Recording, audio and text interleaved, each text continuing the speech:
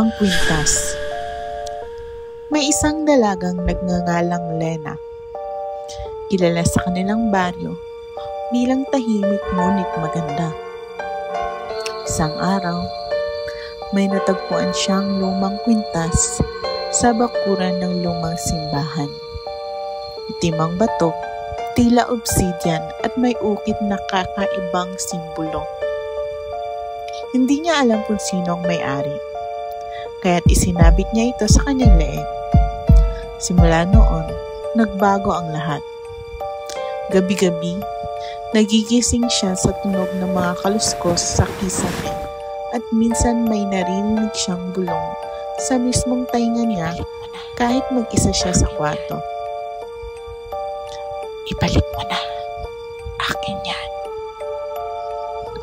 Tumitingin siya sa salamin at minsan may nakikita siyang mukha sa likod niya. Isang gabi habang natutulog, bigla siyang ginising ng malamig na hangin. Pagdilat niya, may babaeng nakaitim na nakaupo sa gilid ng kama. Walang mata, walang bibig, pero itinuturo ang kwintas at ang kamay nito parehong kwintas ang suot.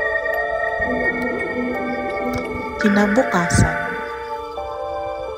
iniwan ni Lena ang kwintas sa paanan ng simbahan kung saan niya ito nahanap. At mula noon, hindi na muling nagpakita ang babae. Pero ang kwintas, nawala. At ngayon, may isa na namang dalagang nakitang may suot nito.